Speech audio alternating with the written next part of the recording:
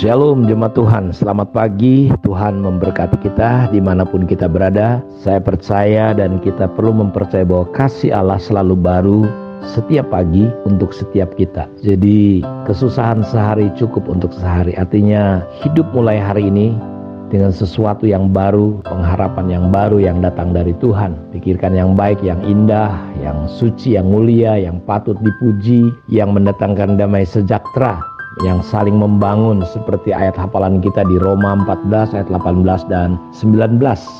Perkenanan Tuhan itu akan membuat kita menjadi pribadi-pribadi yang utuh. Utuh artinya tidak retak, tidak pecah. Dalam terjemahan Thesaurus, utuh itu artinya bulat, genap, terintegral, komplit, menyeluruh, menggenapkan, menyempurnakan, kelengkapan, kesatuan. Kalau dalam Kamus Besar Bahasa Indonesia, utuh itu artinya sempurna, apa adanya, seperti semula, tidak berubah, tidak rusak, tidak berkurang, selengkapnya. Jadi perkenanan Tuhan akan membuat kita menjadi pribadi-pribadi yang utuh. Roh kita, jiwa kita. Kalau dulu kita sebelum masih di luar Kristus, dalam banyak segmen titik hidup kita nggak teratur. Waktu kita makan, hidup kita kacau. Saya dulu tanpa Tuhan hidup saya kacau.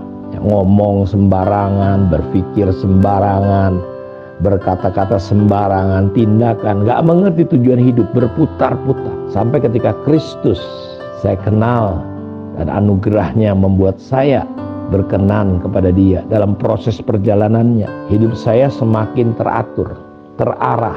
Karena memang dosa itu artinya harmatia, keluar dari sasaran. Karena itu ketika Tuhan memberikan anugerahnya, membuat kita berkenan, dan itu membuat kita menjadi pribadi-pribadi yang sedang disempurnakan. Menjadi pribadi-pribadi yang bisa melihat bahwa Yesus itu lebih dari cukup.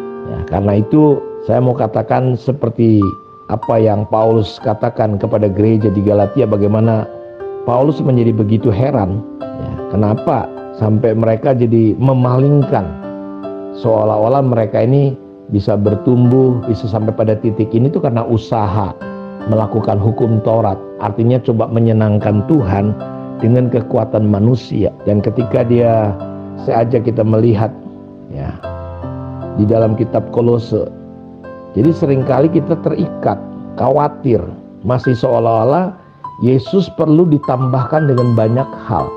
Padahal ketika Yesus ada dalam hidup kita, itu membuat kita utuh. Tindakan kita justru akan mempengaruhi banyak nilai-nilai di dalam keluarga, di dalam masyarakat. Kita menjadi teladan dalam perkataan. Karena itu saya mau katakan bahwa seringkali banyak orang merasa nggak utuh orang Kristen ini. Dia masih butuh yang namanya healing, butuh yang namanya filsafat. Ya. Padahal Kristus adalah yang utama dan terutama. Karena Yesus akan membuat kita menjadi pribadi-pribadi yang utuh. Wanita yang berdosa itu hidupnya hancur, ya, dengan kehidupannya. Banyak orang hidupnya hancur, masa lalunya, banyak hal yang terjadi, sehingga dia terkadang ingin mencari pencapaian, ingin dihormati, dihargai, gila hormat, ya, habis-habisan, terganggu, kehilangan damai sejahtera ketika ada hal-hal yang mengganggu dalam hidupnya. Jadi seringkali kita mencampur adukan, perlu menambahkan Yesus seperti orang-orang di Kolose. Ya, karena itu Paulus ingetin bagaimana orang-orang di Kolose. Dalam Kolose 2 ayat 16 sampai 23 saya bacakan bagi kita. Karena itu janganlah kamu biarkan orang menghukum kamu mengenai makanan dan minuman. Jadi kita harus mengerti, ya, jangan pernah kita dihakimi, ya, menghukum kita karena makanan minuman jadi masalah makan minum. Orang Natal jadi ribut misalnya, kenapa masalah makan minuman? Atau mengenai hari raya, bulan baru ataupun hari Sabat, orang ribut. Hari Natal itu tanggal 25 Desember kah, apakah? Kita justru kehilangan hal-hal yang esensi. Ya, semuanya itu hanyalah bayangan dan apa yang harus datang. Sedang wujudnya ialah Kristus. Janganlah kamu biarkan kemenanganmu digagalkan, lihat, oleh orang-orang yang pura-pura merendahkan diri, beribadah kepada malaikat, serta berkanjang pada penglihatan-penglihatan, dan tanpa alasan membesar-besarkan diri oleh pikiran yang duniawi, sedang ia tidak berpegang teguh kepada kepala, dari mana seluruh tubuh yang ditunjang dan diikat menjadi satu oleh urat-urat dan sendi-sendi, menerima pertumbuhan ilahinya apabila kamu telah mati bersama-sama dengan Kristus dan bebas dari roh-roh dunia. Mengapakah kamu menaklukkan dirimu pada rupa-rupa peraturan, seolah-olah kamu masih hidup di dunia? Jangan jamah ini, jangan kecap itu, jangan sentuh ini. Semuanya itu hanyalah mengenai barang yang binasa oleh pemakaian, dan hanya menuruti perintah-perintah dan ajaran-ajaran manusia. Peraturan-peraturan ini walaupun nampaknya penuh hikmat, dengan ibadah buatan sendiri seperti merendahkan diri, menyiksa diri, tidak ada gunanya selain memuaskan hidup duniawi. Kristus membawa kita pada kepuasan yang sejati. Kristus membawa kita menjadi pribadi yang utuh. Kita ada di dunia, tapi kita hidup tidak mencari dunia, tidak hidup dengan cara dunia. Karena itu dia bilang, kalau kau minum air ini kau akan haus lagi. Tapi kalau kau minum dari air yang kuberikan, engkau tidak akan pernah haus lagi.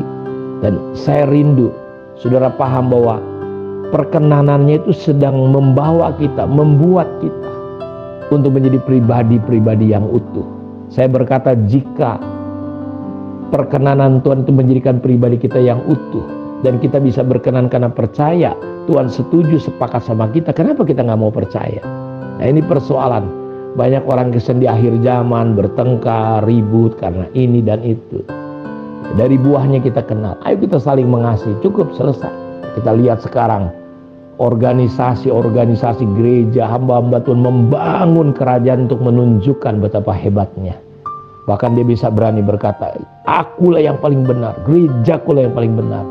Persis sekali seperti yang terjadi di gereja di Korintus. Justru itu menunjukkan kedagingan, kekanak-kanakan, ketidakdewasaan. Mereka harus menambahkan Kristus dengan yang lain-lain. Saya berdoa biar kita menjadi pribadi yang utuh di hadapan Tuhan. Tuhan memberkati kita. Mari kita berdoa. Bapa, terima kasih. Berkati umat-Mu dimanapun mereka berada. Kasih karunia-Mu terus membawa kami pada kesempurnaan. Kasih karunia membawa kami terus, Tuhan, kepada perkenanan-Mu, membuat kami menjadi pribadi yang utuh. Dalam nama Yesus kami berdoa. Amin. Tuhan memberkati kita semua. Shalom.